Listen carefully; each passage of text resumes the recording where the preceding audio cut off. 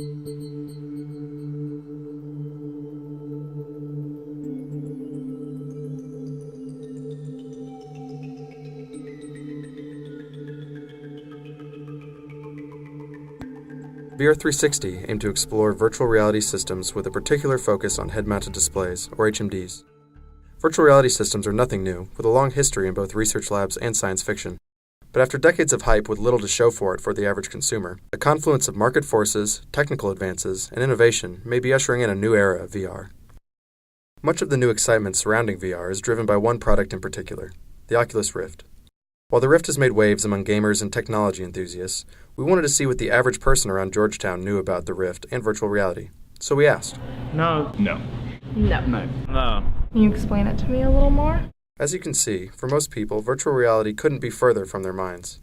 But that may be changing sooner than you think, due to technology improvements and decreased costs. On March 25th, Facebook announced its $2 billion acquisition of Oculus VR, the 2-year-old company that makes the Rift. While Oculus has yet to produce a consumer product, Facebook's interest in the company can be interpreted as a big bet on VR as a future communication medium. But for now, the Rift is mainly a gaming device. We spoke with a game developer working on the Rift. My name is Remy Karns. I am a game developer for Sunken Places. I'm currently working on Classroom Aquatic, a dolphin cheating test-taking simulator. Classroom Aquatic is the world's first stealth trivia game. You play as an exchange student in a school of dolphins, taking a test that you're in no way prepared for, so you have to cheat in order to pass it. This was the first time anyone offered to have me on a team where I would design for the Rift. I'll be perfectly honest, I was incredibly skeptical of the Rift before I ever put one on. I mean, I went in there fully skeptical. I was going to say, this is just, it's awful, this is dumb, I've got a monitor and a keyboard, and that's all I'll ever need. And so I put it on, and they walked me through it. And so I was just sitting there, going, God, this is dumb, I don't want to do this. Open my eyes. They did it. They actually did it. They made it work. This excitement for what the technology is capable of is fueling future development for the Rift. Because I was looking at the games that were on the Rift at the time, and I thought that a lot of them were not utilizing what the Rift really can do for gaming. A lot of it was a lot of skeuomorphic design, taking a platformer and putting it on the Rift. I really was interested in making something completely new. So even though I'm not a Rift developer, that's the thing that really excites me about the Rift, is that it's brand new territory. But the Rift isn't all just fun and games. We also spoke with Brett Darcey, Vice President for Research and Development for Heron Systems Incorporated, a defense contractor in the D.C. area.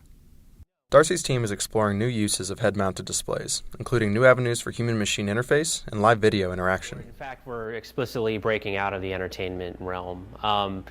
What we're currently researching, if that's a way you can describe it, I'd call it more what we're playing with, is how can you take real-world imagery and apply it to a virtual reality type? If you're going to sell drones to the average person, in our case, we were thinking about farmers, not the most technically inclined people, they're probably not going to be pilots, or in very rare instances they will be. So what if you wanted to make it easy for them to operate? So you could do what I call Superman flight. Another area that some of my engineers are high on would be the concept of reimagining the human-machine interface. So right now, and for most of the time, we're used to operating with a computer by typing and pointing.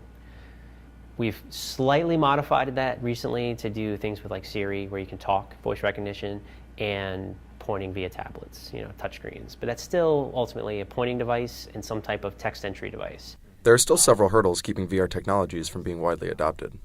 One big one that we've noticed right away is that 2D menus, the way we're used to interacting with software, is impossible in a 3D world. It just looks so bad, and it's really clunky. So you can, if you have to use a menu in this now, you still use a mouse to point around.